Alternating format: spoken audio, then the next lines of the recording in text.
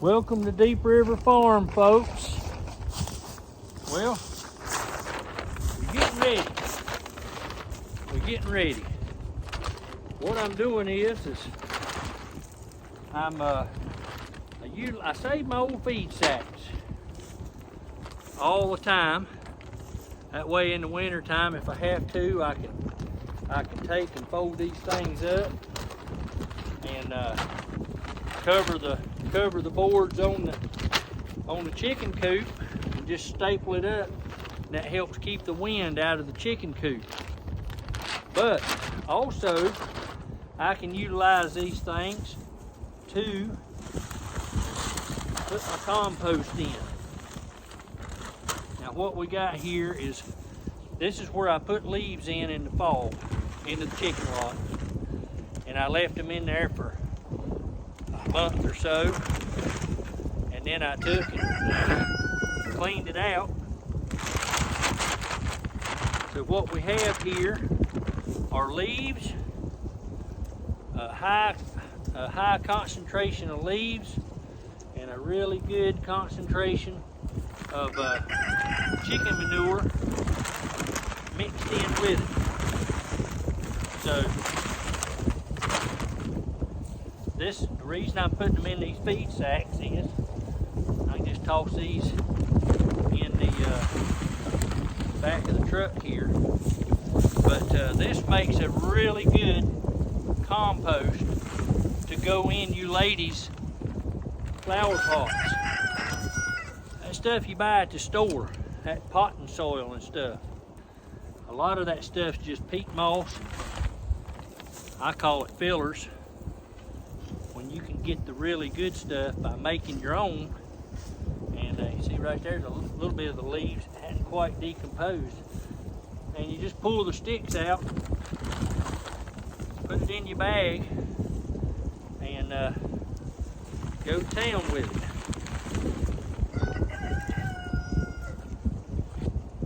But makes it real easy, like when if you're gonna start your seeds early, like I do,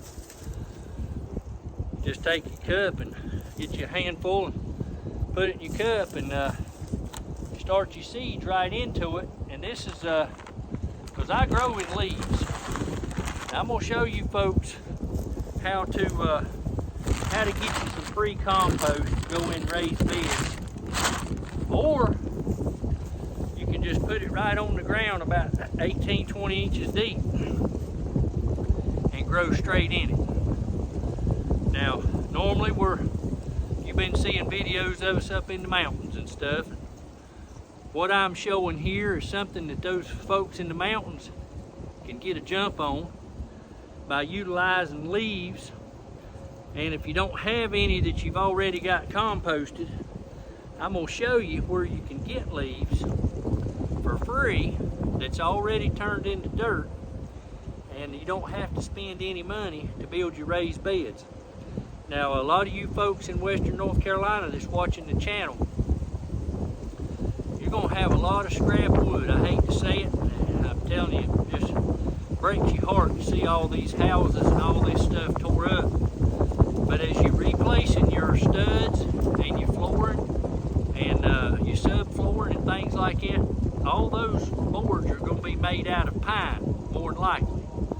Don't use any treated lumber to build any raised beds, because those chemicals can leach right into that soil and right into the fruits and vegetables that you're going to be eating, and cause problems down the road. You don't want to be eating chemicals. There's already enough of that going on in the grocery store. But you can utilize this right here, make your own like I do. And I also get some of the free stuff as well. But I wanted to show you today how you can utilize your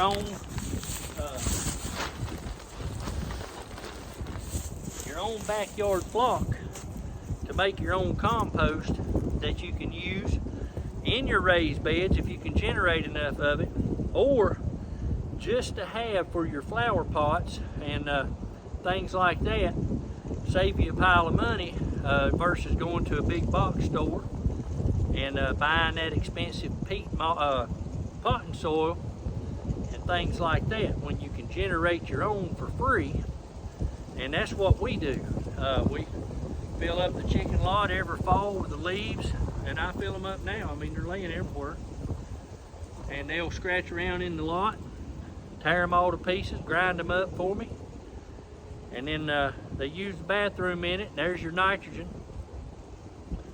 I just clean it out about once a month, pile it out here, let it continue decomposing over the winter. By springtime, it's ready to go.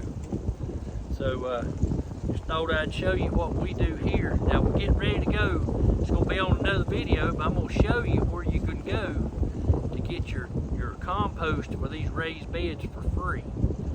Most of that will be free. If it was any cost, it would be so cheap. It would be way cheaper than you could ever fill them by getting topsoil put in your beds that you would have to buy. But I appreciate you joining me today. This is going to be some stuff that you folks in western North Carolina can utilize. I know a lot of your soil was completely washed away during the hurricane. You have nothing left but rock. But I'm getting ready to show you how you can go ahead and get a jump start as soon as the weather breaks, get your beds built, and possibly find this free compost to go in your raised beds so that you can get some good vegetables and stuff growing. That way, I know a lot of you's been eating from the relief centers. It's a lot of canned goods. That stuff's full of sodium, you know, and salt, preservatives, all that kind of stuff. And this is something you can do with all that excess destroyed lumber that you was going to throw in a dumpster. You can utilize that. 2x4s, 2x6s, that type stuff. I wouldn't advise any plywood because that's got glue and stuff in it. You don't want that. And you can grow you some really good stuff to eat. So stay tuned for that. We're going to have the next video of where you can get the free stuff if you're starting from scratch and you hadn't had a chance to do what we're doing, and that's make our own. But I appreciate you joining me today here on Deep River Farm. We're trying to do some things to help benefit those in western North Carolina by showing them how they can do something for basically nothing and get them some good vegetables. I know there's been a lot of seeds donated to western North Carolina for you folks for this spring, and we'll show you how you can make this happen for virtually nothing. Thanks for joining today on Deep River Farm. Have a blessed day.